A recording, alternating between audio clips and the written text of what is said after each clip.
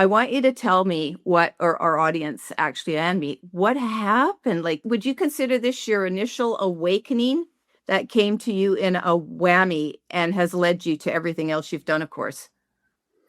Yeah, I would say that is where my complete timeline shifted. There was no sort of resonance with my old timeline anymore. I used the word initiated very abruptly, which was really challenging and took me over 3 years to integrate. We walked down to the beach to have a meditation on the beach. And as I got onto the sand, it was a beautiful blue sky day. I was feeling like something was not really feeling great within me, but I wasn't sure what it was again. And I stepped out onto that sand and I could just feel the weight of my body pulling me down. So I ended up having to lie on the sand. And as I was lying there, before I knew it, my consciousness had disengaged from my body and I was looking down at my body on the ground as if I was dead. Yeah. So there was no connection to that body in that moment. It was just, oh, there's my body on the sand. Oh, where am I going? This is the Grief Talk Podcast with Vaughn Solis, helping you heal after loss and life's hardest hits. Today's guest is Allura Halliwell. She is a consciousness mentor and transformational guide whose radical awakening in 2018 catapulted her into a lifelong mission, helping others reconnect with the truth of who they are. Formerly a stay-at-home mom of 3, Allura's life changed forever after a spontaneous out-of-body experience at a meditation retreat, which left her seeing the energetic fabric of reality. The experience dissolved her former identity and birthed a new purpose, which was to guide others to profound reconnection, which she now does through her signature modality, the consciousness method.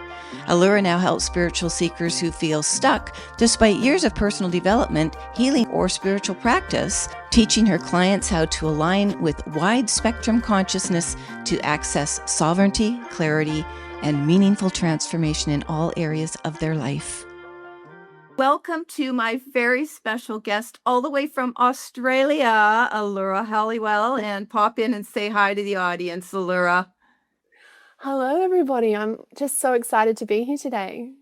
Exactly. We are going to be talking. I've already introduced Allura as a woman who had a spiritual awakening and has developed her own modality, the consciousness method, which we are going to explore how Allura came to that, what it is, how she helps people, and other goodies that we're going to talk about along the way.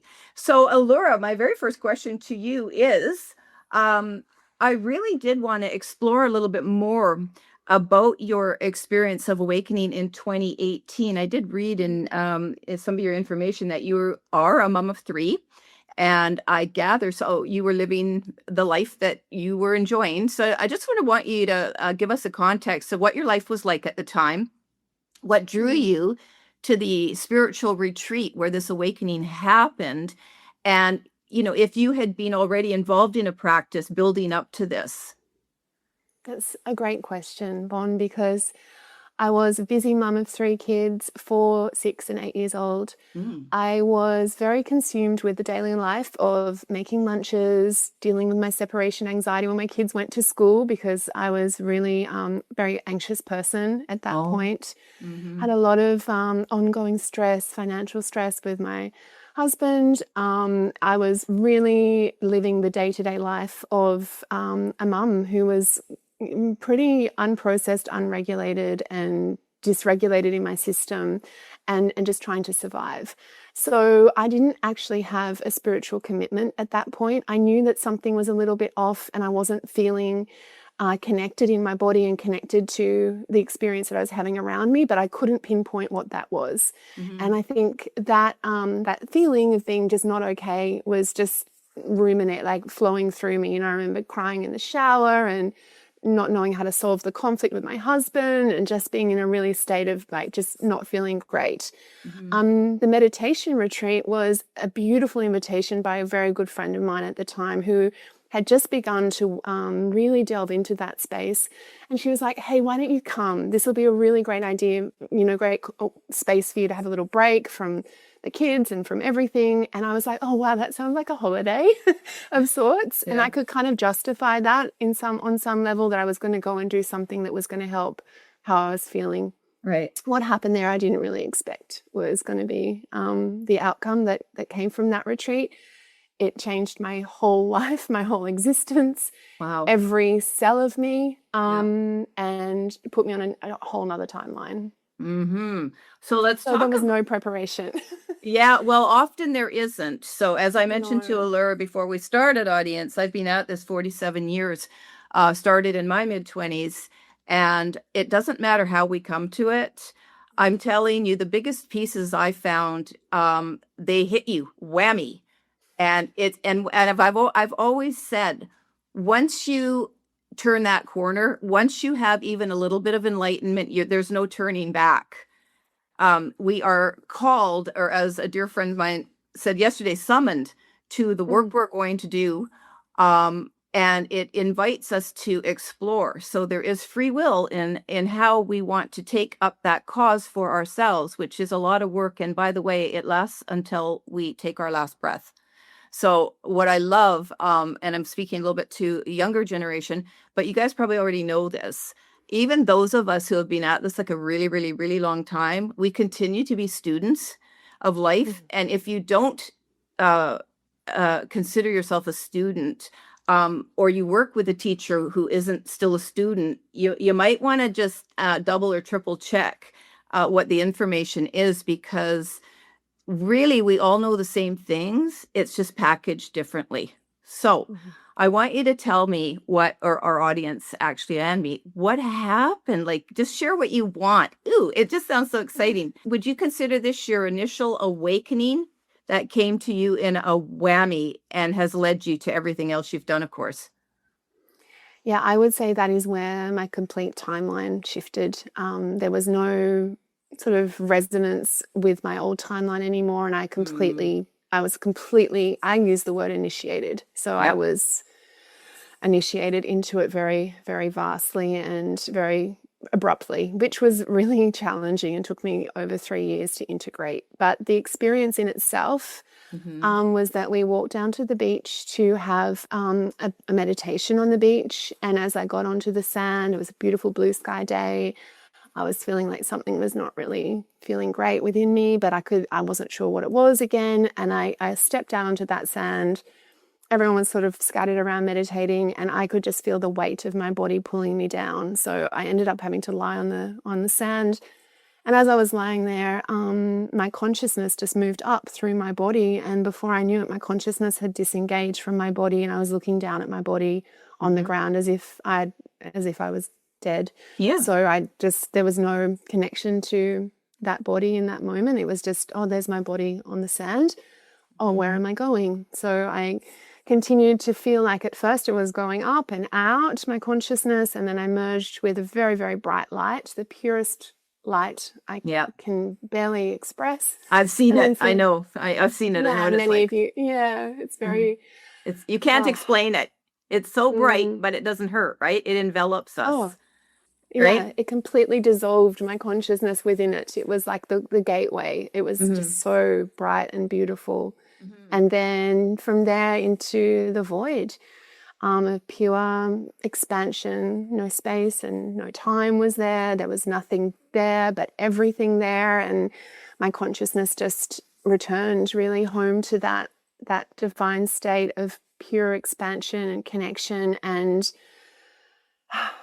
it's really, really difficult to describe the experience of being so and expanded is just not the word to express how it feels, because it's just the return to the source of everything. Yeah. And you become everything. So my consciousness hung on by a thread. I had just the tiniest amount of recognition of being there, and the rest of me was completely submerged in that experience. So I didn't have the separation to be able to really understand or comprehend what I was doing, because I wasn't conscious. I was completely immersed in that experience. So I was there for around an hour and a half human time, I was told later. Okay. And during that time, my body was just breathing like very, very, apparently just breathing very lightly on the beach, like I was just asleep. People thought I was just having a nap. They didn't know what was, no one really thought. But then after everyone had finished and came over and I was still not back, they were like, oh, hold on, where is she? And I was out. I began to experience frequencies. So I began to get a little bit of consciousness back. And as soon as I tapped into the frequency of unconditional love, it was whoosh. I came straight back out of the void back through the light, and I could see my body, and I came back down. And that was kind of my first awareness that there is some connection to this unconditional love and this degree of separation we have to be experiencing our human dimension. So I came back down into that love, into my body. I woke up, eyes open, and I can only see energy. So everything was shimmering, everything was vibrating, the ocean, the sky. I looked around. I felt like I was like a giant being squished into an ant's body. I felt alien. I felt confused. I was taken off the beach. I looked in the mirror and I was like, I have no idea who you are. So I had a form of amnesia. I was taken to eat breakfast. I sat down. I chose something from the buffet. People around me that knew me were like, what are you doing? I'm like, oh, I don't know. And they're like, you're about to eat meat. You haven't eaten meat since you were 11. I picked up a sausage from the buffet. I didn't know what to eat. I didn't have any preference. I didn't have any memory of the previous version of me. So it completely rewrote my whole perception of myself and my reality. And then I returned home and I walked into my house. I didn't know. I looked at it. I was like, this feels familiar. I'm not sure why I'm here. How I created this. What is this? I looked at my now ex-husband, and I realized that I was not the woman that he married anymore. Wow. And I looked at my beautiful children and went, I know that we're connected, but I just have to refine that connection. And that was a journey in and of itself. So that really is that emotion. Yeah, of course. So thank you for sharing what you're sharing. A couple of thoughts I had was I haven't heard your story or read about anyone having your exact story, but it sure sounds like an NDE, a near-death experience. What you're describing sounds, except for the part about the amnesia. So did you, whether your brain was being rewired, whether you had electrical energy volts going through you, whatever it was, have you researched what or worked with anybody that has been able to help you understand that amnesia part of it? Some people have presented the concept of a walk-in, but that hasn't felt aligned because I could sense the continuation of my own soul. It was almost like my soul just took a quantum leap and evolved very quickly. And all the things that were aligned to it they just almost evaporated because I almost re-entered at this other level from where I was previously, and everything that was meaningful at that other level had just kind of dissolved. So I had this other design pattern running. Yeah, I'm going to just say to the audience, Allura, I told you before we started, I have had Barbara With on my show October 1st, 2024, and we recorded yesterday for her episode coming on March 25th, where we're going to be talking, we did talk about timeline healing, but we spoke to this, and so she's channeled Einstein for 4 decades. So, so how she explains some of this stuff that happens to us when we heal, either this timeline or multiple timelines at the same time, right? It's like you get a download of information. And sometimes so that's what it's like. It's like the download comes in and it's almost like a new version uploading on our computers. You see what I'm saying? And so, Exactly that. And so some of the stuff is still there. I'm trying to help the audience kind of like, what? What are they talking about? So it's kind of like when we have to do our updates on our phones or our iOS operating system, and your stuff is still there, but you have a newer version and a more improved version of the apps. Okay. It's I love that description. Right. And that's just coming to me, probably from the angels. Thank you. And, I told Allura I worked with the angels now for 21 years. And so they're just so part of me. They will give me information and downloads. So I kind of think that's what it feels like. But in your case, it might have been so intense that, and something you contracted for. Because again, now, do you believe that we contract everything? We sign up for the lessons, we sign up for all of our experiences. Do you believe that? I believe we sign up for evolution of consciousness, that every human is here to keep evolving through layers of consciousness, from the separation and the density and the contraction into the truth of the expansion of source connection, which is that we are here to, I think I was shown that expansion to be able to understand how to bring that expansion into human form. And then after that event, the experience I went through in the development of the understanding of what happened to me, and then the application of that through what I developed was really the path to return to the source of myself, and then being able to offer that pathway to others. So I believe in evolution. I believe, I'm not sure if it's a set contract, but I believe that the contract is evolution of the consciousness of ourselves. So what I believe is, let me reframe it. So I believe in consciousness evolution. We're all here over many lifetimes to get it. Yes, So that's many. that's what Earth's for. So let me reframe my question. So in concert with that, do you believe that we all choose our own experiences, how we achieve that, and that we create the life story and everything as we go through it? Very often that's a fascinating question, because what I began to understand was that when I merged with that source consciousness in that awareness moment, right? Like we all go back there when we die, and we come back from birth, and we alternate back and forth from that expansion, contraction, the non-material, the material. But when I did that, I realized that there was some, I call it a core fracture, when we split from that source and come into the individual version of us. That is one of the core dynamics that gets set in our template, that we actually separate from source and we become a material version of ourselves. From that point, I have seen the collation of the patterns of that separation playing out over our lifetimes, whereby we split from source and we have this confusion about, are we really love, and are we really loved? Are we really enough and worthy of having the experiences we're having? Are we really understood and seen and heard? And those patterns keep playing out through us until we can see and connect to, I suppose, the divine intelligence that comes from seeing that that pattern is just a reflection of us coming into the inner connection that collapses that separation.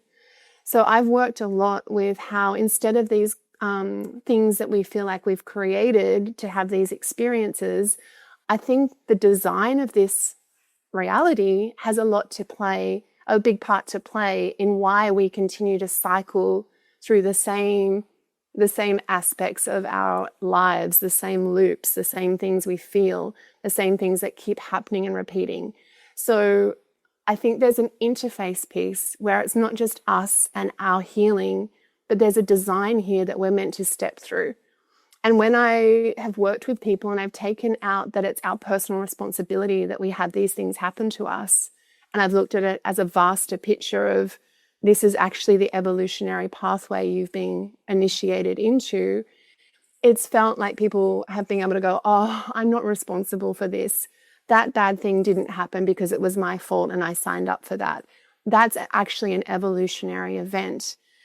And the thing that I find people and myself found really difficult to get through was how we felt blocked when we go through those events. What happens to us when we contract when these things happen?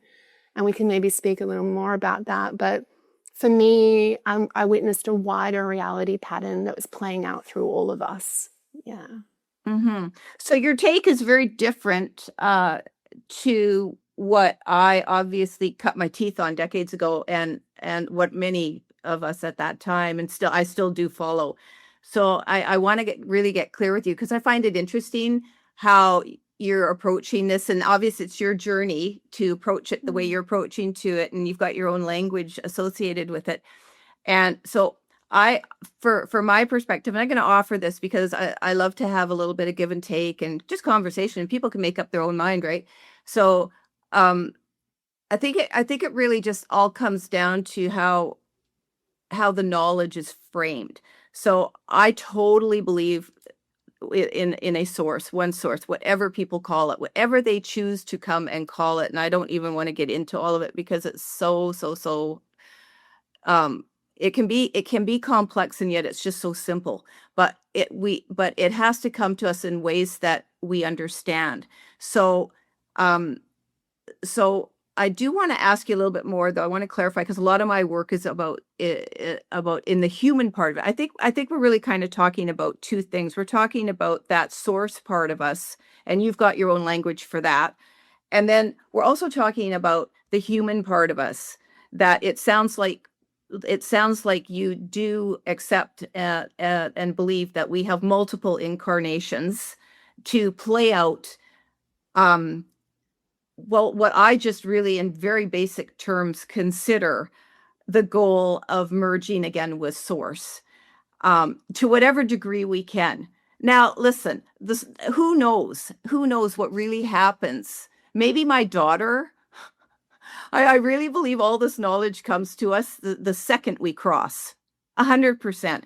And I think any of us that go into the quote void, as a matter of fact, I don't know if you're aware, but all of the empirical research is showing consciousness is the black hole.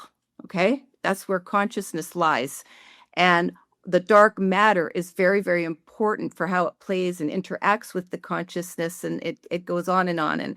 And so that's some of the tidbits of stuff that I get in from science articles, uh, and stuff like that. But the point I'm making is um, the responsibility bit. I want to just circle back to that a little bit, because so what I'm grounded in my own work is in the human part of us. We have to take responsibility, and you can counter this for sure, that for everything that happens to us. So big picture, spiritual beings, um, we're all here knowingly or unknowingly, consciously or subconsciously, trying to get back to source, or at least I might reframe it like this: live with source shining through us, as to the best that we can. You know what, I don't know if it's to graduate like our soul. And so we say, I don't know if you've heard this, but I've heard it for decades. I really hope I don't have to come back to Earth, this planet, to learn this all over again. I really hope I don't have to come back. This will be people who have been in a spiritual practice for decades, and they're tired of a lot of the lessons. They're tired of the state of the world and all of this stuff. So it's well known that, again, an older, long-standing preface is that we come to learn our toughest lessons on Earth, and it's the toughest place to learn them. Have you heard that? And do you think about that? Does that factor into your work? Because I'm trying to get this take on responsibility for everything that happens to us. See, I believe that we are, in fact, responsible for everything that happens to us through lessons we're choosing and experiences we're choosing to get us back to source. So to graduate from Earth. I've been raised on that by all the teachers in the 60s and the 70s and even today. So I'm just curious about your take on that, and if you are working with people who, or your own teachings differ from that approach. Yeah, I'd say they definitely do. Definitely, Differ? because definitely differ. Okay. Because what I've witnessed is that the only reason people don't feel comfortable here, and the only reason I didn't feel safe returning here, was because I had these programs of separation running through my system. So I didn't have a true relationship with my survival patterns, which was my nervous system, the way I programmed what I perceived in my reality, how I responded and reacted to everything around me, how my inner template was driving my relationship to my reality. And more importantly, I didn't have, when I came back, a healthy and well-developed relationship to my own pain.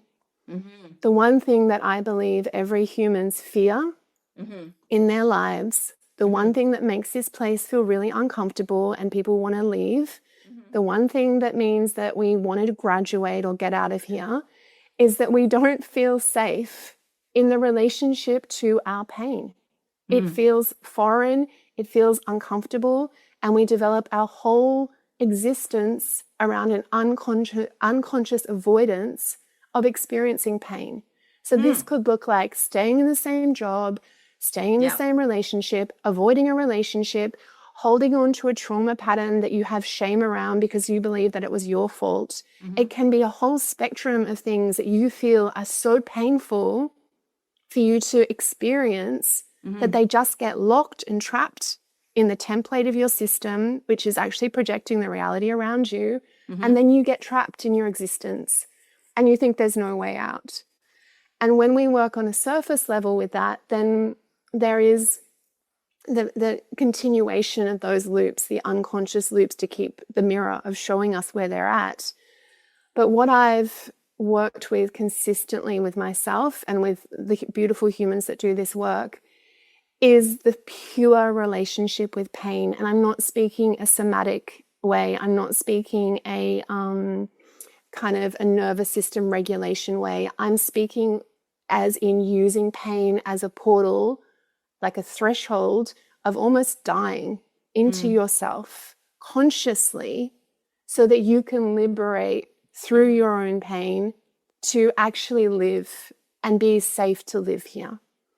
So when I had my multidimensional experience, I came back into my body, I could see all my timelines. I could see all the lives I've lived, but they were all bringing me into this moment right now. That one, emerging, As I started to process the density that was hooked and everything's reflected. So nothing happening now has not happened back then. Everything's connected. Yeah. All the patterns are connecting. All the fractals are connecting. Yeah. So whatever I was processing now was processing here as well and collapsing me back to presence. Because those two things, they're mirroring. And when you look at the direct pain that is held in both of those places, you collapse back to being here now. And then the presence of being now is the relief. We are relieved when we are right here. And this is not about the power of now or creating presence. You cannot do that. You have to release the density that keeps you separate from the presence. And so for me, I'm really passionate about that collapse through that pain.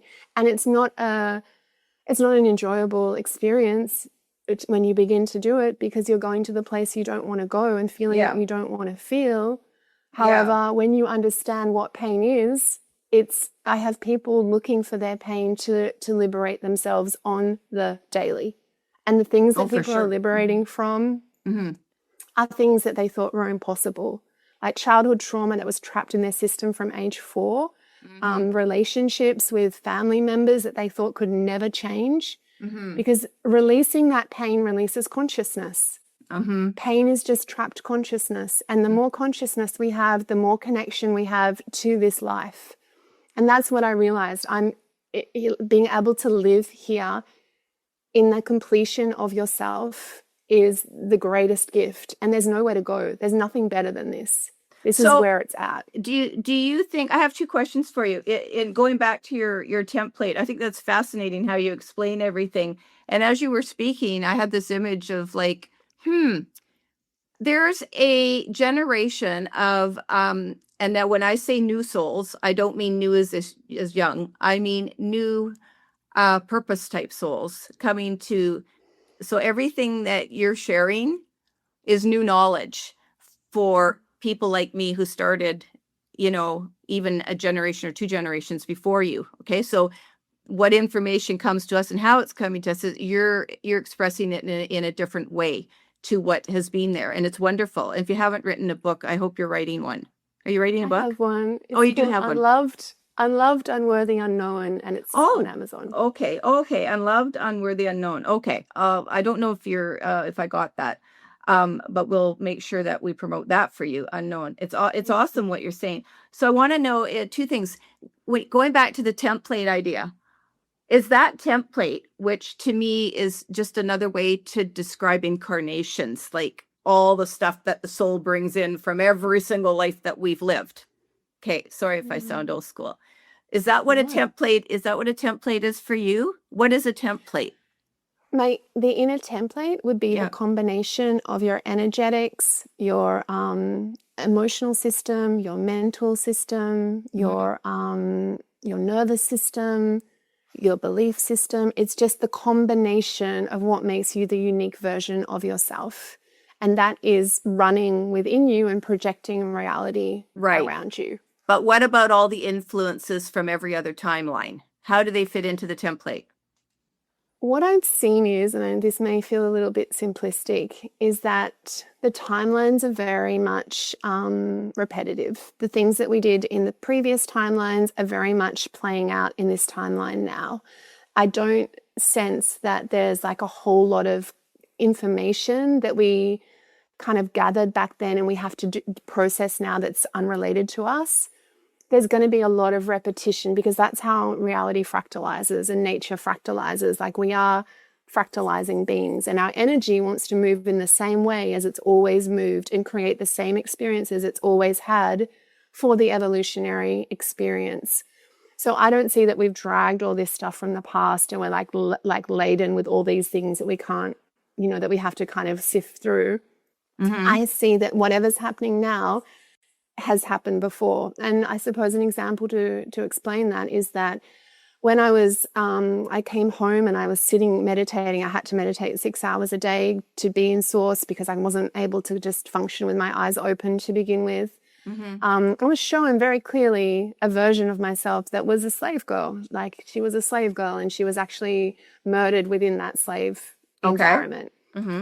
That template of the energetics of that girl was the same template I was playing out in my marriage. I acted like a slave in my marriage. I was like, whatever I can do to make you happy from my unconscious self so that you will love me will make everything safe. So I'll do whatever it takes to get your love and to get your emotional safety. When I saw that patterning, I was like, we're not doing this anymore. And I liberated that girl through the multidimensional space, and I liberated myself. I was very clear that marriage was not going to continue for me because it was absolutely unable to continue in the consciousness I'd stepped into. That little girl dissolved back to source as that version of me that was playing out now dissolved back. So you don't need to go back and look at all the density. You only need to process what's here. If you have the gift of a multidimensional vantage point and you can see those threads, that's a beautiful gift because you'll see that everything will collapse into now, right now. Nothing will be left. Nothing will be separate. Everything will be interconnected to here. So again, it's you're just using different language for language. I have different language for that. But so do you believe that I want to be careful how I say this now. So that timelines, I mean, we have oodles of them, right? God knows how many. I've heard some spiritual teachers say thousands, and I don't know. I'm not even going to get into that. I don't care. Do you believe that some timelines? So what I'm kind of hearing you say is you healed the timeline of the little slave girl that you're carrying and living out in this existence, this template, current template, and there's things that are all going to be similar in that little girl's template whenever she lived. The actual time period doesn't really matter. But my question is, if we have hundreds or thousands of timelines, okay, not every single one of them is going to be the little slave girl, because if she was, it's taken a long time to learn what you need to learn from it and use the slave girl for anything we're experiencing. So my question is, do you think or believe that I believe that we carry everything from every timeline. Some things are just more important and come to prominence when we're ready to heal them. So for you, what were you trying to heal from the slave girl experience and being a quote slave to your marriage, do you believe we can have more than one thing to heal from various timelines? So I don't look at the concept of healing because I feel like we are really deeply complete in ourselves. What I do realize is our internal frequency is going to determine the timeline that we're on. So that frequency of our energy is going to be the projection of the timeline we're experiencing. So you can even feel that in yourself. Like when you're having a really great morning, you're feeling really good. Your frequency is just determining the reality around you. When you're feeling that grief or that, and you're feeling that other frequency. So I believe there's infinite timelines because there's infinite frequencies. There's not like a number in that, right? So for me to be able to touch into that, the frequency I was looking to move into was one of freedom. It was a frequency of freedom, of personal freedom. So that frequency of personal freedom washes over my whole timeline. It becomes part of everything. So I don't need to go back and find all the times I was not free. No, but why do you think you may have had hundreds of timelines wishing, I'm just saying wishing, desiring to feel the frequency of freedom and never made it in the other timelines? So what I'm saying to you is, why do you think the slave girl timeline came to you and maybe not another one? Because it's kind of not irrelevant, but it doesn't actually matter which one comes. It's just about getting the medicine, because that one shift, when my frequency shifts now, it shifts my frequency across all time and space. I agree with you. So really what I'm getting at is some people will focus specifically, especially when they do past life regression. Okay. You've heard of past life regression, right? Yeah. Okay. So they will go to explore the story of a timeline. And what it sounds like you're doing is you're not really exploring and interested in the story. You're interested more in the frequency. Correct me if I'm wrong. It sounds like you're dealing much more in vibration, frequency. Story doesn't really matter. But you see, over the decades, past life regression was all about understanding the story, so we don't repeat it, or we find we are repeating it, and you can fix elements of the story.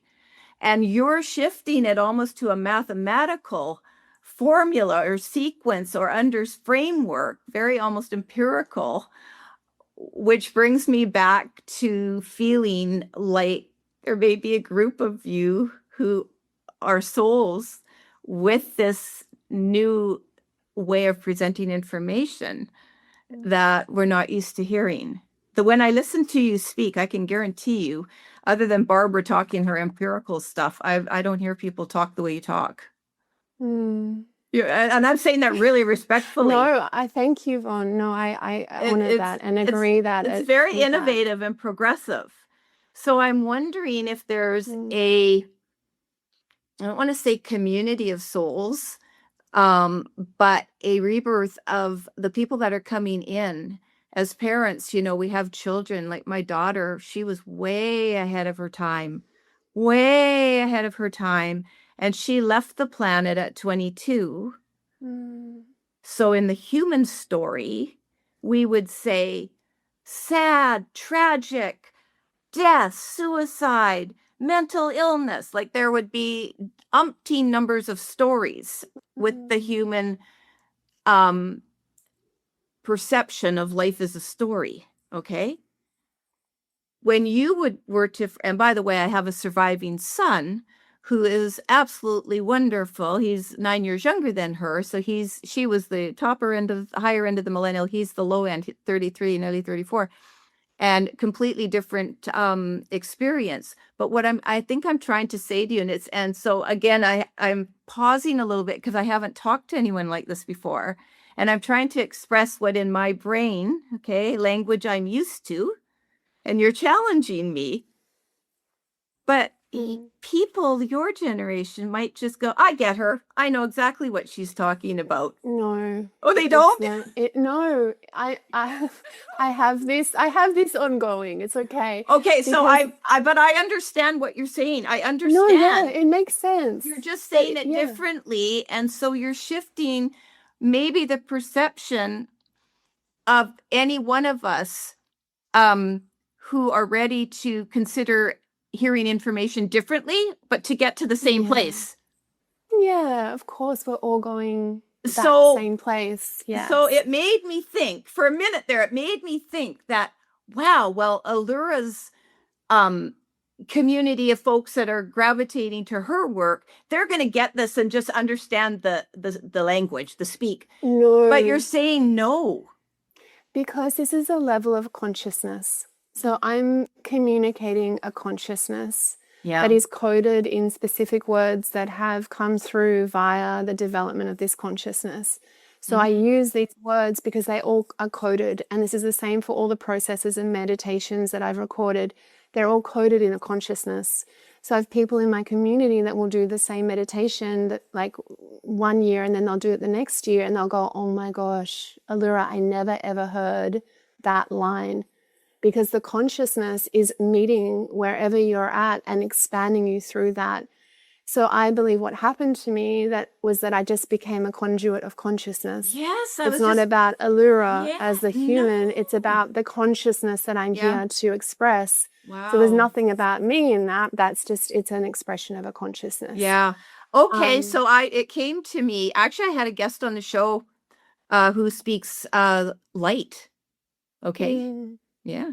And she actually speaks light language, and she has examples of it. And there's a man, and I can't remember his name right now. So I'm just trying to bring you a little bit of information about other people who come here and speak another language. You're speaking consciousness.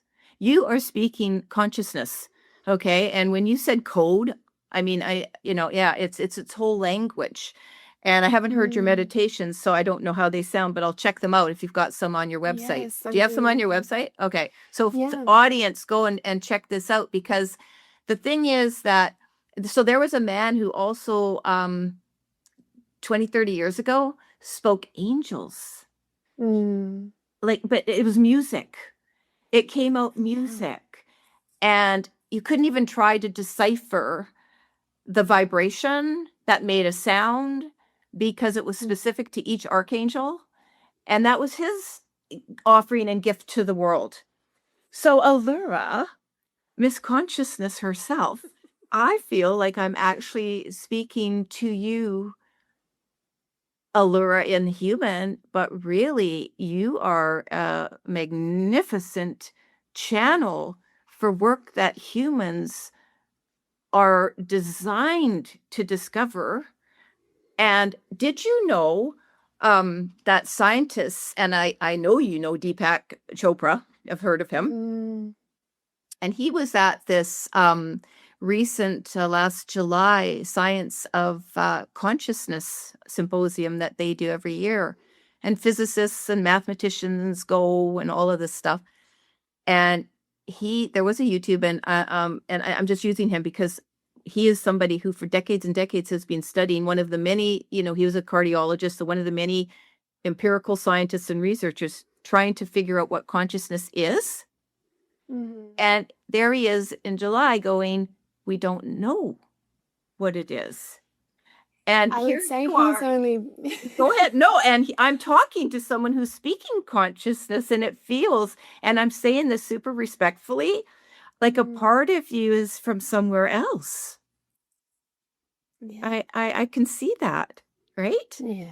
And do you struggle with that? Like do you struggle with that feeling alone? So it feels to me almost like you awaken to your job. I'm calling it a job. It's a purpose, but it's a job that probably has taxed you incredibly, and perhaps even required sacrifice of you, giving you a bit of a reading here, to almost blaze a trail for just the few who are going to get what you're doing. as as you said, a portal, a conduit to help people open that up in themselves. Is that about it? Absolutely. Yeah. Yeah. This is a form of mission I've been initiated into, and the human version of me is very much in service to that consciousness. So yeah, I had to lose my family. I had to die to myself. I had to create huge space of isolation to be able to come here. And just a little side note, I have completely reconnected and unified with my babies, and they never left me. But, I lost the family unit. Yep. And this is all there is for me. And I say this all the time. There's nothing else here for me to do, but to do this every waking moment of my existence. And I'm here to offer that support and that understanding, because what I was shown was the construct of reality and where consciousness intersects with that. And that information is taking a lot for me to process and express. And when people enter the work, they're like, I'm not really sure what's going on, but I can feel something is here for me. And that felt sense, and then stepping through and really committing to the understanding within themselves is the critical thing, because there's no place for an intellectual understanding of this. I will not tolerate, I won't allow it to limit in that way. So there's nothing to understand. And I said, in terms of a mental understanding, and people come to me after years of different modalities, and they're like, I know so much, and I honor that journey that people take to know so much about this existence, but I can't feel any of it. I'm not embodied in the truth of any of that. And that's where I really want to support that understanding, to embody the consciousness, which is a different patterning and a different way of meeting it than just it being something that and that's why as I'm sitting here listening to you, it's so I get okay, again, and I'm going to frame this partly for the audience, okay, but partly also just to make it really simple for me to explain it. So when you were everything you just said, if you remember it, but I heard every word you said, I understand. The pain doesn't matter. Nothing, you might get caught up in it. And as you were explaining, I wrote it down, dying into yourself. And pain is trapped consciousness. Okay, I love that. So pain is trapped consciousness. So the point is, I actually even believe pain doesn't really even exist. It's kind of its own. It only exists if we want it to exist. Okay. What do you want to say about that? And I'm speaking as okay, go ahead. Yeah, for me, the pain is the only truth. Okay. So the only thing that is the illusion is the story we tell about the pain. Okay, well, because exactly. Yeah. But you just said the illusion of the pain. So I want to dig a little deeper. So the pain is there at one, and correct me, reframe it. I'm a bereaved mom. So I will use my story, and I would sit and say to you in a human story, and I am saying this on behalf of every bereaved parent out there. Allura, I love what you're doing, and I love what you're philosophizing about, and all this code, all that. Okay, now I'm just being, I'm just hypothetically saying this to you and poking the bear here.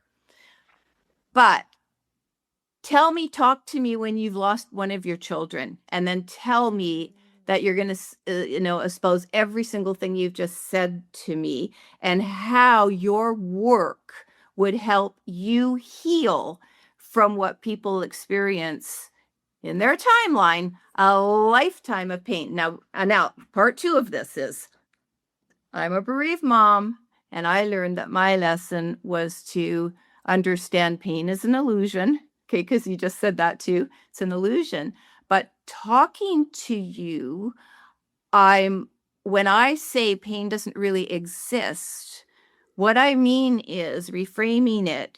I think pain really is the illusion in our source state. And if we can get to source state, that's what dissolves it, wipes it out. And while in our human stories, we talk about it in terms of healing, really, it's just, for lack of a better expression, becoming whole or at one again, unifying with the oneness of us all, which is why we came to the damn planet to begin with. So I'm just putting now, how would you like to respond to that? So firstly, I want to honor the journey that you've been on with your daughter. And I've sat with my closest friend the morning of the passing of her 4-year-old. And I am conscious of the level of pain that gets opened in that portal of awakening for the souls that have had that, probably one of the deepest pains that we could possibly experience as humans. That loss is the hugest separation. Right. So I honor that very deeply and profoundly as a human experience. The pain is not to be removed, it's not to be ignored, and it's real. The pain is always real and valid. The sentence I say repeatedly is, your pain is real. The story you may tell around that pain is a form of just distancing yourself from that pain, but your pain is real.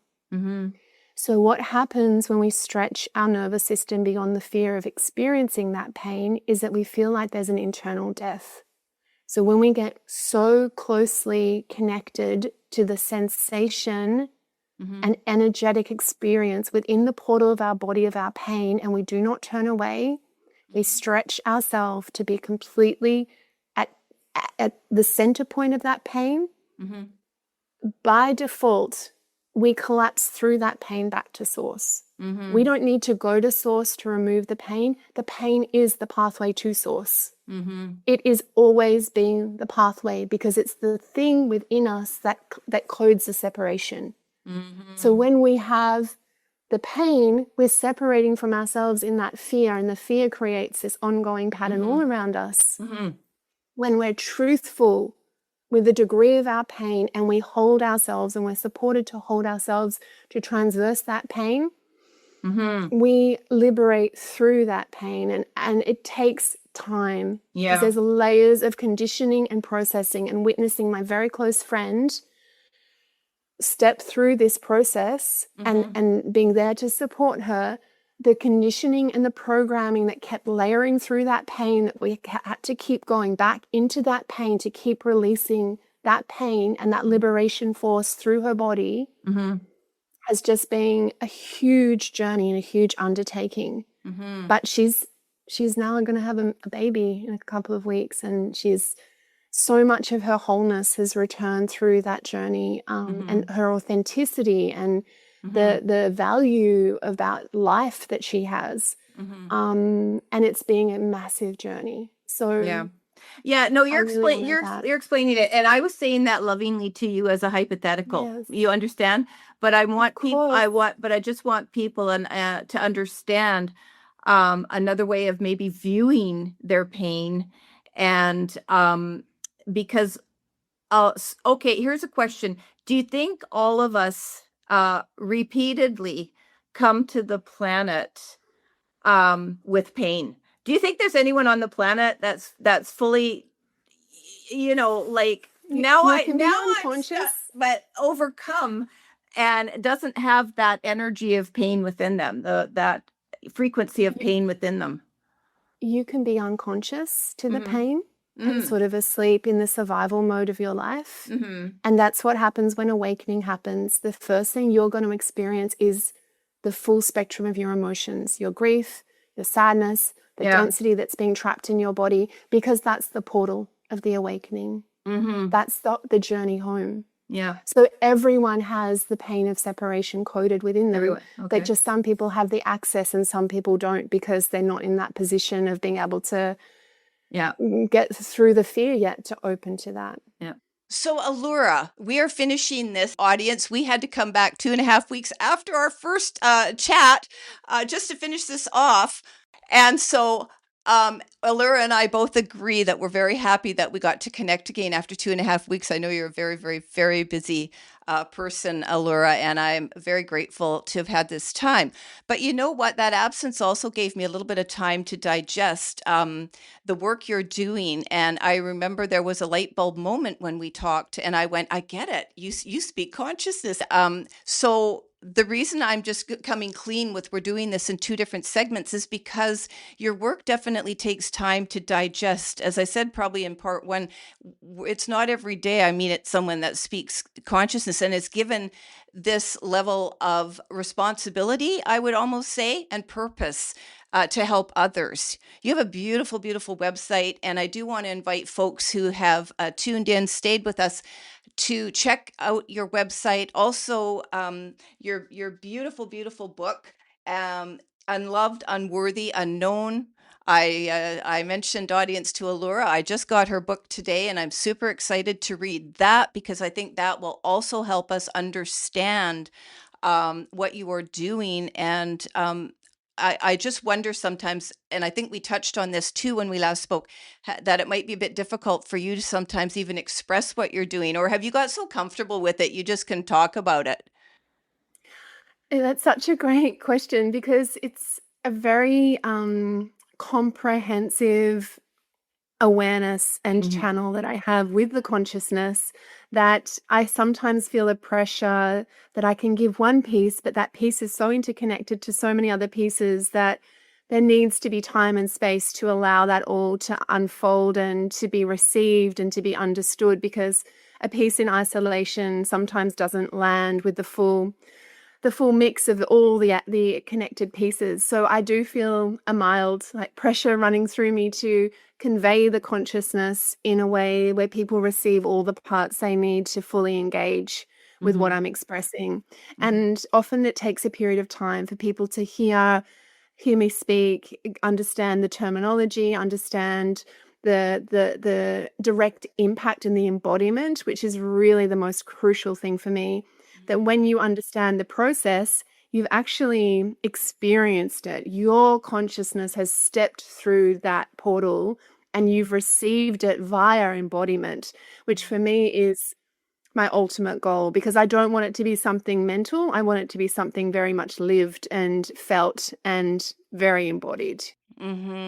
Your book goes into pretty much probably everything we've talked about, how you see pain, how to process pain, how we can think about pain, how we can move through it, all of these things.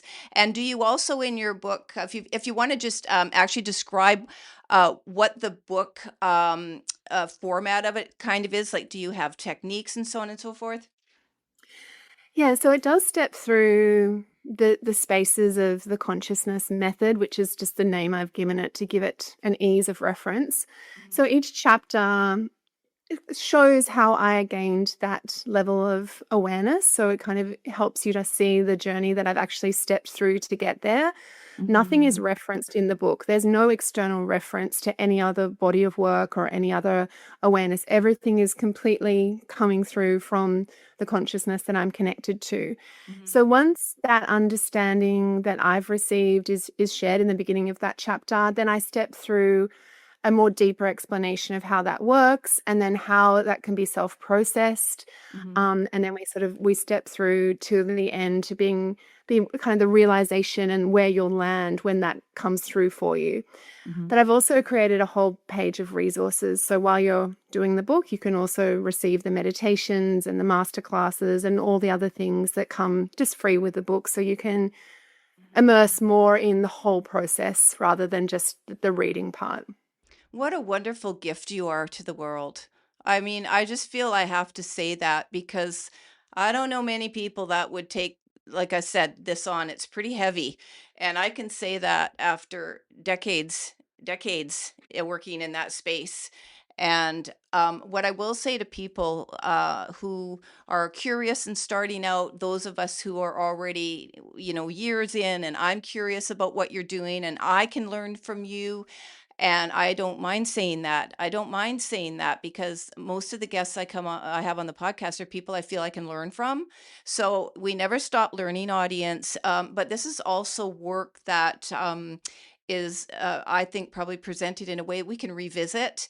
And when work, I always say a good book requires revisiting many times. And and I know when I wrote my first book, Divine Healing, the first half was about my daughter's suicide, but the second half was all about, at that time, when did I write it? 2011, I published it. But I had people tell me that they couldn't read it. They couldn't get through it, the second part. And I was like, oh, that's okay. That's okay. And so I get when we're presenting something in the time that we're presenting it, in the generation, and what people, even a few people, are ready to hear. That's our job, and that's a responsibility. And so for folks engaging with Allura and her work, don't expect you're going to have maybe an instant change, but take it as a body of work that you can almost treat as a lasting resource and revisit. And don't you think, Allura, that when we revisit information, we digest it differently as well, the more we heal and the more our consciousness expands and raises? Oh, 100%. I have people that have been doing my meditations for a couple of years now. Yeah. And sometimes I'll just get a meditation and they'll be like, Allura, I have never, ever heard you say that sentence in that meditation ever. I've heard Yeah. it 100 times. I've never, ever heard it. And that's because it's very coded in consciousness, but it's Yeah. also meeting the consciousness of the person that's coming into the space. So it's evolving with the person. So Yeah. I've never really had anyone say, oh, this is getting boring or stale or old, or I can't do this anymore. It's like Yeah. actually every time I go there, and that's because my intention is that it's expanding your consciousness. It's not a defined, limited construct that you're going to get something and then move on. It's Yeah. not a mental or even emotional. It's just a comprehensive space to enter. Yeah. So I do find that. So I do think the book will be something that people will have to. I've had people say, I've read chapter 2 5 times, and I'm just still absorbing and feeling and receiving and processing and Yeah. applying, which is Yeah. also important. Yes. Yeah. So I love what you said. The work will meet you, audience, where you are in your space and in your consciousness and your energy and vibration and all of that kind of stuff. And as we all evolve, and I mean, I guess I'm at the point where I'm thinking that, I just think I'll be evolving until I'm not on the planet anymore. And my goal is to evolve at the highest vibration and with the most knowledge, I guess is the best way to say it, that I came here to achieve. And I really believe, Allure, when we awaken at any point in this life, well, obviously you can't turn it off. You have awakened, and right, and then we become aware of what we're supposed to do and try and achieve. Having said that, I also realize that perhaps, I don't want to say limits, but perhaps there's only so much we can get ourselves to. But at any rate, I just want to be really proud of my efforts with all the work I've put in, and the lessons and the experiences. And I want everybody else to think about their own life in the same way, because none of us get away without challenges. Would you agree? Oh my goodness, no. And that's the like the juicy gift of life, all those challenges that we've stepped through. And Yeah. Vaughn, I mean, you can completely, I mean, I'm honoring you, Oh, but just honoring the journey you've been on and the space that you've created for so many people to come together to receive this knowledge is a profound gift to humanity, because it gives all the people that are creating an opportunity to be met in such a way. And you've mhm. met me in just a divine way, and I feel Yeah. truly seen and heard and Yes. understood.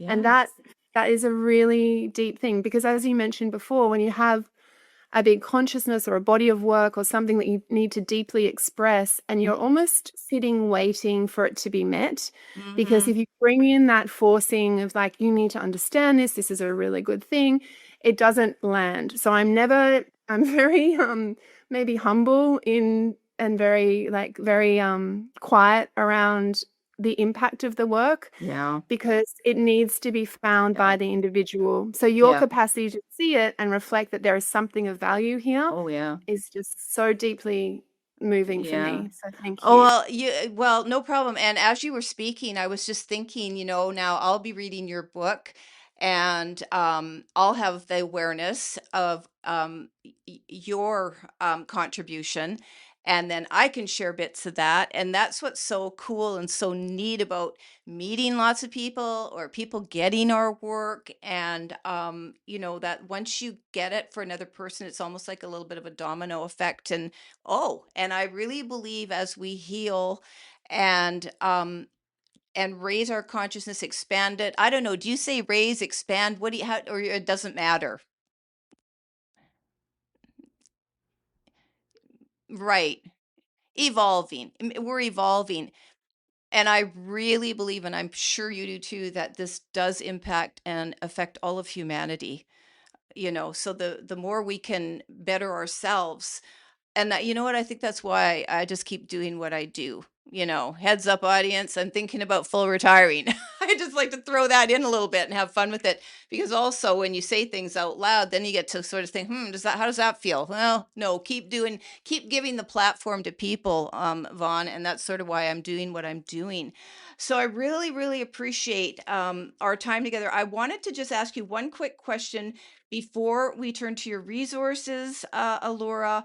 And that is, you talk a little bit about a relationship rewrite, and I just wanted to know if you could talk on that a little bit, because we've spent a lot of time throughout this episode talking about the individual and the pain and all of that stuff. But I came across this actually today. I was looking at your bio and I saw that, relationship rewire. That's kind of cool. What do you mean by that? And briefly, how can it help people? So what you want them to know about that? Yeah, that's a really powerful process of using everybody in your life as a divine mirror to the parts of yourself that still need to be developed and evolved. So even those very complex, tricky relationships that you want to sort of separate from and say, I don't want to have anything to do with that. I want that person distant from me in some way. It's around taking the reflection of what it is around that person that you find difficult, challenging, not honoring for you, and really seeing how you have a pattern within you that creates that reflection. So that looks at where your inner boundaries are. It looks at where you have an unprocessed pattern, which might be connected to some deeper pain. It will look to where you're experiencing a repetition of things that hurt you as a child. So what I find is everything that comes back from that mirror we can work with. And the way that looks in real life is that, just for an example, I have a beautiful woman that was very estranged from her mother. She was very much like, I don't want anything to do with her. I can't go there. And it just turned out, well, not just, but it turned out there was a huge fracture from her childhood around that relationship. And we went and did some really deep work on that fracture. And she began to see that experience from an alternate perspective. She'd seen that experience as abandonment and as, a huge loss. When we looked at it more closely, we could see the survival pattern of her mother. We could see what was going on for her. And we expanded consciousness around that and got to the truth of that pain. By this process, which is shifting consciousness, it's not trying to behave differently, feel differently, talk differently, put in boundaries, do anything different. Something organically shifted in the field. And her mother actually called her and just said, I've been sitting with this for decades. I wonder if you'd be open to a conversation. And they came together and had a conversation that really closed a lot of that wounding and created a new level of understanding and connection. Yeah. So that's just one bigger example, but it can work the same with partners, children, anyone that has any kind of separation you have from that person. Everything can be transformed within you to change the fabric of that relationship. And I've seen whole family systems, whole communities begin to shift under this consciousness by taking almost the responsibility for the evolution of the relationship internally first, and then having it as an external expression. And it's just been amazing to witness, actually. Yeah, I actually and expand on this just for a moment before we close out with your resources. Even, taking the responsibility or the interest or the curiosity to sort of take the plunge and be the first one to do everything you just finished saying, use the situation, the person, whatever, as a mirror. But to take that step to go, I want to heal this within myself. It really does it does impact the other person to do what like this mom did. I've been sitting with this thing, and something's driving her to reach out and ask, do you want to have a conversation? Right? So the switch with the change within us, the vibration, the healing, even the reconsidering. I always say that just thinking about something differently already changes the energy of that. Right? Do you agree? Yeah, absolutely. Right? Absolutely. So for the point I want to make is for people to not sit with the pain, sit with the anger, sit with the resentments and all of that. If you've got a living person in front of you or within reach to really make peace with, it's not a bad thing to be the first one to go, is it? No. Exactly. No, it's not. Yeah. And I think when the fear about getting close to these people is the fear again of our pain that we have around those patterns. So when we go and look at that pain, like that woman did, she processed through herself independently of her mother, and that created a space for her mother to show up in her humanity, in her love, in her true connection that she always already had and always had for her daughter, but couldn't quite reach because there was this really dense pattern of separation wedging between the two of them in consciousness. So when we move that, it's just quite profound to witness. And yeah, I feel it's very emotional for me to just witness the gift of that, because we do not have to stay stuck and separate in any level of relationship. And when we do the work, we get more connected to ourselves. So our relationship to ourselves just keeps evolving, and we begin to feel more and more love just organically. It's not self-love or being loving to others. It's just the frequency of love that exists here when we're not in separation from things and people and experience. We close that within and we create this field of love. And love gets a little bit messy, but it's just a full connecting force. It's the greatest connecting force there is. Yeah. And also, it's coming to me as you're talking that, especially if we're in relationships, partnerships, married, anyway, in a close, it could be parent child, anything. There's a lot of parent child estrangement um, in North America. I'm talking adult children, and there is even a segment of therapy that encourages it because the parents are toxic for them or whatever. And we even experience it in our family. So I understand how painful that can be. But everything you just finished saying, I also just want to say that when we allow this to, this change to occur and this transformation to occur within us, it really doesn't become about what they did, what they say, their habits, they're annoying this, they're annoying that. Because when your whole response is just different, those things just kind of go away. I don't even think you almost see them anymore. So I just wanted to put in a plug for that for all of you folks stuck out there going, nope, I'm still mad. He or she should go first, or they should go first, or, whatever. No, if you want to feel better and you want to transform, you go first. Right, Allura? Yeah, no, exactly. Otherwise, it's gonna keep perpetuating, and it's gonna be something that keeps you in a stuck state. Even if that person's not in your life, you still have a tether that keeps that person in your life, in your system, in your emotional system. So this whole concept of let's just cut them out and they don't exist, that is not real. It is not valid. It does not work. Yeah. You need to self-process, and then there's a organic experience where you'll either align or you will not align. But when the process is done, that part's secondary. But if you're not processing what's at the core of that separation, that person will continue to haunt you for the rest of your life, even if they're separate from you, because there'll be a part of you that goes, that doesn't feel right. That disconnection on a soul core level is not aligned. We're not here to live in disconnection, in separation, in victimization, in perpetration. We're here to live in connection. So if that's not processed internally, that will be having ramifications on health, on life in general, on the whole being.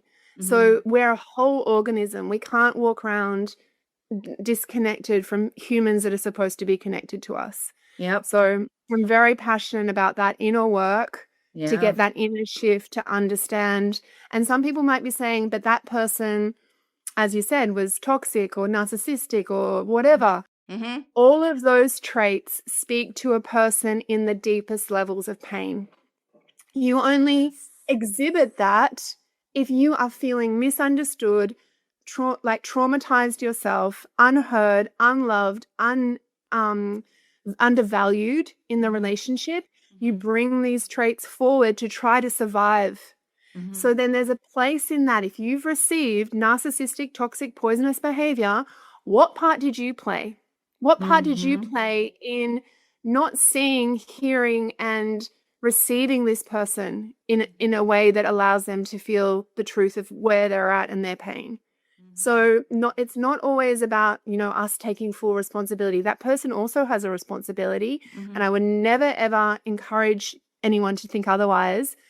But there is a part to play in this that we can do, which is very, very powerful. Yeah, we're all responsible, even as children. When you look back as an adult, if you happen to adopt the belief that you have created everything in your life from before you got here, which I cut my teeth on that decades ago, that is a huge piece in self-responsibility for all that we do, and forgiving yourself for those things you maybe did that, maybe you wouldn't do today. We've all done things that you kind of go, yeah, maybe I wouldn't do that today. There's a reason we did it then. We don't need to do it anymore.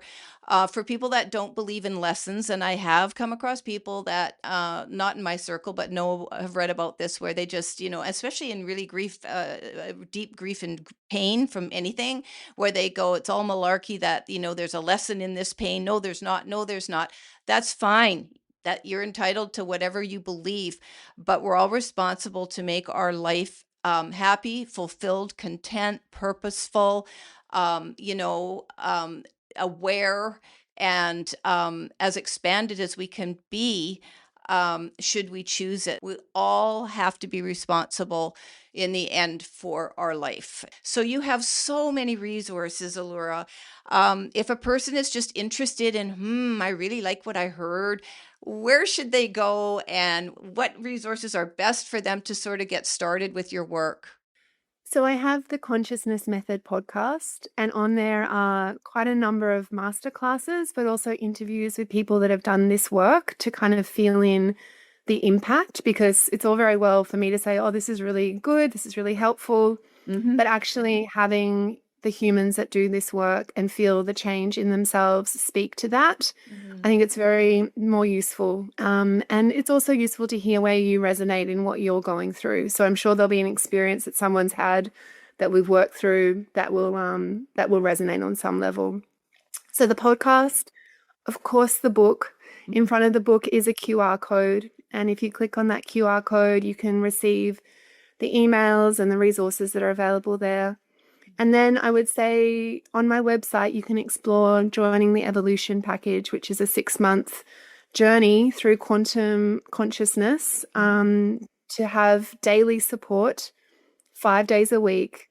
I'm online to support everyone that needs support. And so the community comes on, people share where they're at live, exactly what's going on. So whether you've been triggered that day, whether you're processing one of these big relationship experiences, whether you're feeling overwhelmed by something, stuck in something, daily, we're just shifting that fractal, shifting that experience internally. And the community's all working through the processes of the consciousness method and showing up for those calls as they can. It's 5 days a week. People drop in 1 day, 3 days, 4 days. Everyone listens to the recordings because there's so much gold, everyone tells me. So that's a really powerful place to join in with the work. That's huge. That is a lot. And so I'm hearing that you have a community that you are engaged with supporting, and that is truly a gift again to others, because I don't know how many people have the time to do that and are that invested. So I mean, that's rare I think. And what a treasure. So you are in Australia, and so you do have an international reach. So you can connect with Allura from wherever you are in the world, and that's also just beautiful. And then I always believe that once we dip our toe in, the teachers are there, the resources are there, the knowledge becomes available, and it will always take us where we need to go. I'm going to close this off with just saying I also read from, I think it was your book description on Amazon, that they were saying that this book is a breakthrough, taking people from pain to all that is possible, mapping the terrain from wounded to wholeness.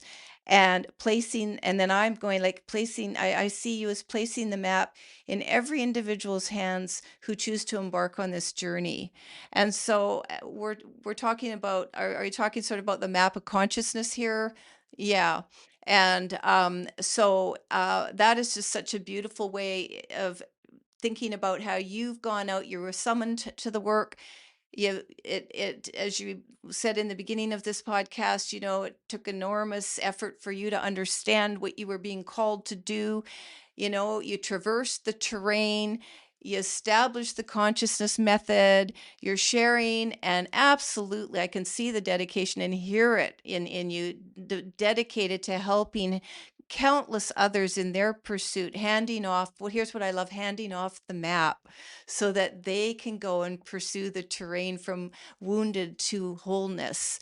And that just actually gave me chills. So I love that. And I don't think there's a better way to kind of leave this episode and get people thinking and, just again, sort of describe the enormity of what you are doing and how appreciative I am that you're in the planet and that we connected. So thank you for being here.